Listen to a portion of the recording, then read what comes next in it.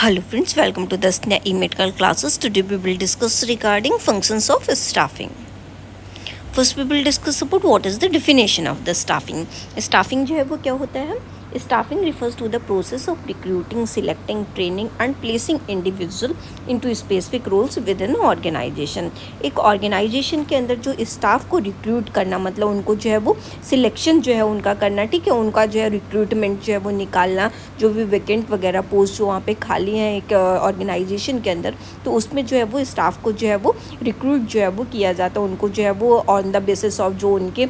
qualification है, जो हमने जो है वो norms, rules, regulations रखे उसके बेस पे हम उनको सिलेक्ट करते हैं और उनको जो है वो जो भी अप्रोप्रिएट ट्रेनिंग होती है उनको जो है वो ट्रेनिंग प्रोवाइड करते हैं. और जो भी स्टाफ जो सिलेक्ट किया उनको जो है वो इंडिविजुअल पर्टिकुलर पर्सन को उनके स्पेसिफिक रोल जो भी उनका ऑर्गेनाइजेशन के अंदर जिसके लिए भी वो सिलेक्ट किया जाता है उसको जो है वो स्पेसिफिक रोल्स पे जो है उनको जो है वो ऑर्गेनाइजेशन के अंदर स्पेसिफिक रोल्स जो है वो दिए जाते हैं. तो इस पूरी प्रोसेस को हम क्या कहते हैं? पूरा रिक्रूटमेंट करना, उनको सिलेक्शन करना, उनको ट्रेनिंग प्रोवाइड करना और उनको जो है वो स्पेसिफिक जो भी उनके रोल्स हो उस पे जो है उनको काम देना. तो ये पूरा क्या होता है? स्टाफिंग जो है ये होती है.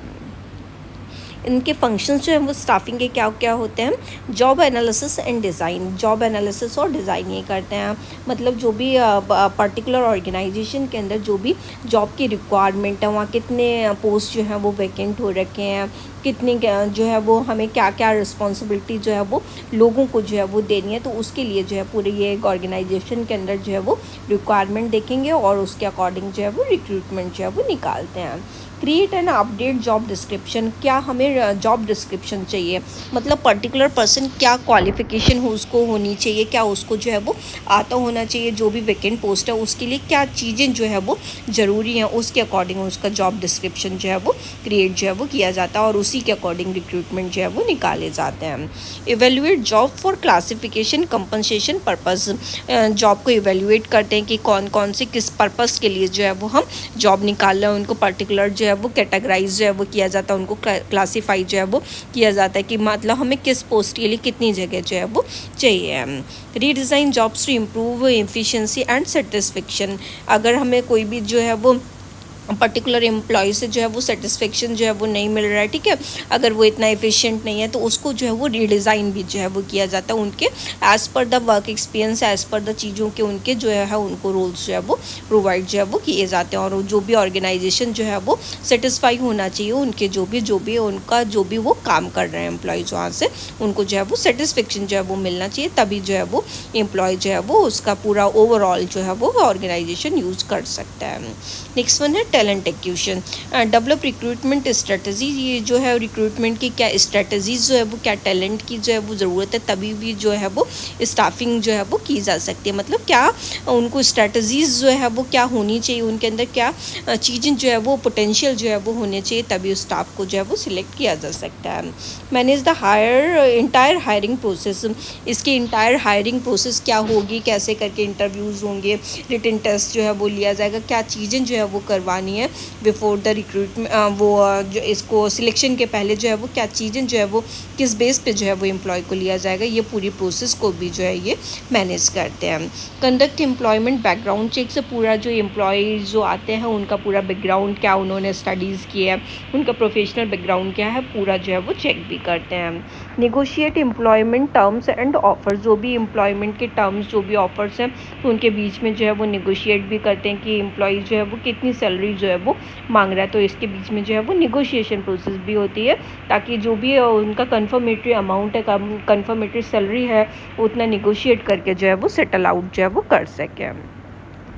Onboarding and orientation. Design onboarding programmes for new hires. ये जो है वो ट्रेनिंग प्रोग्राम जो भी न्यू हायर्स हुए हैं, जो भी कंपनी के प्रोटोकॉल्स है, ऑर्गेनाइजेशन के जो भी प्रोटोकॉल्स है, उन्हें क्या ट्रेनिंग की रिक्वायरमेंट है, ठीक है, क्या वहाँ के जो भी वहाँ पे पर्टिकुलर काम करने के लिए उन्हें क्या चीज़ें जो है वो सीखने हैं, उसके लिए जो है वो न्यू हायर जो भी किए जाते हैं उनको लिए जो है वो ऑनबोर्डिंग प्रोग्राम्स भी जो है वो चलाते हैं ताकि पर्टिकुलर ऑर्गेनाइजेशन की वो चीज़ें जो है वो सीख सकें. फैसिलिटेट ओरिएंटेशन सेशन उनके लिए जो है वो ओरिएंटेशन सेशन रखते हैं, ताकि जो भी ओवरऑल ऑर्गेनाइजेशन है, नया एम्प्लॉय जो आया है ओवरऑल ऑर्गेनाइजेशन से जो है वो ओरिएंट जो है वो हो सके, उसको पूरे वहाँ के बारे में जो है वो आइडिया जो है वो हो जाए कि पर्टिकुलर हर एक जगह पे कौन सा डिपार्टमेंट कहाँ पे है, कौन कौन है यहाँ पे है, कौन हमारा मैनेजर है, किसके अंडर हम आते हैं। तो पूरा जो है वो ओरिएंटेशन जो है वो ऑर्गेनाइजेशन कराने के लिए वो जो है वो ओरिएंटेशन सेशन भी नए एम्प्लॉयज़ के लिए रखा जाता है। एम्प्लॉय ट्रेनिंग, एम्प्लॉय को ट्रेनिंग भी जो है वो स्टाफिंग में जो है वो प्रोवाइड करवाई जाती है।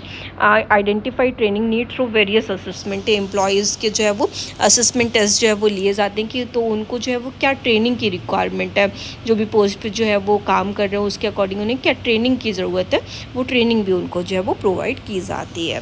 Develop training material and curricular, जो भी ट्रेनिंग मटेरियल क्या चीज़ें चाहिए होंगी उसके लिए, क्या उनको अप्रोप्रिएट जो भी हम ट्रेनिंग कंडक्ट करने वाले हैं, ठीक है, तो उसके लिए क्या नोट्स चाहिए, क्या प्रिपरेशन चाहिए, तो पूरा करिकुलम उसके लिए क्या चीज़ें उसमें जो है वो सिखाई जाएंगी, तो उसके लिए पूरा जो है वो मटेरियल भी तैयार किया जाता है। कंडक्ट ट्रेनिंग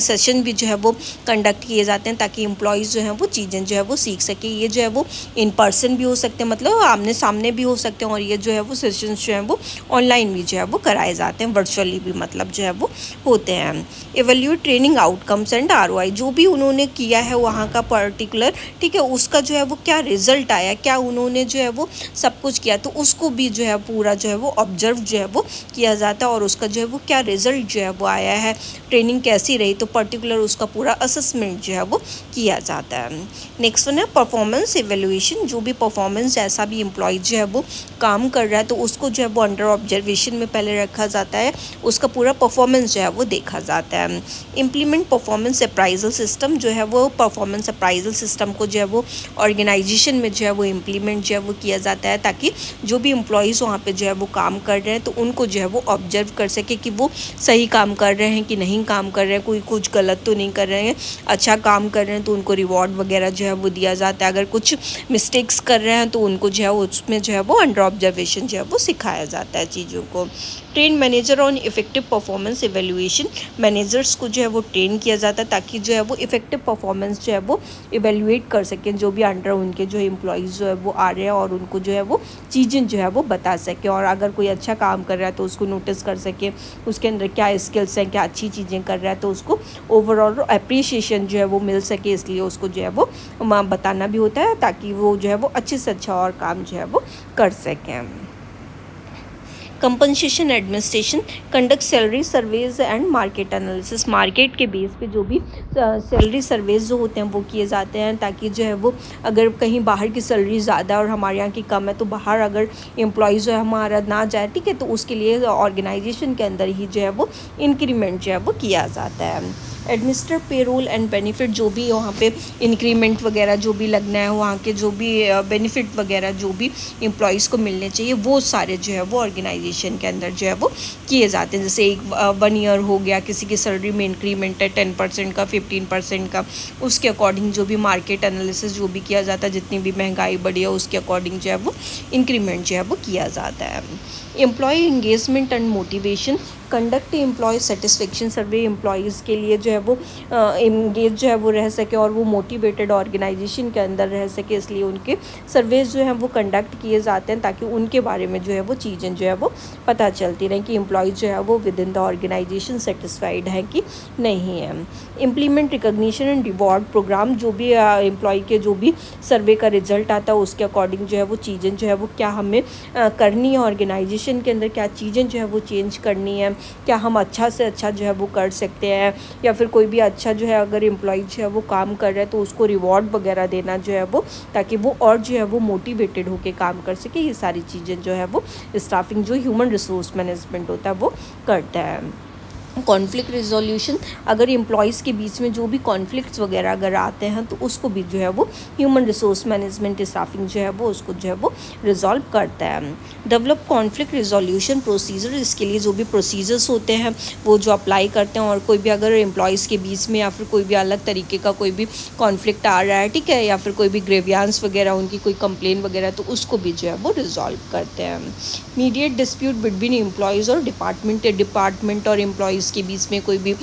कॉन्फ्लिक्ट्स आ रहे हैं, कोई भी डिस्प्यूट हो रहे हैं, कोई भी झगड़े वगैरह हो रहे हैं, तो ह्यूमन रिसोर्स मैनेजमेंट उसको भी जो है वो मैनेज करता है और उनके एज ए मीडिएटर जो है वो काम करता है और उनको प्रॉब्लम को जो है वो रिजॉल्व करने की कोशिश करता है।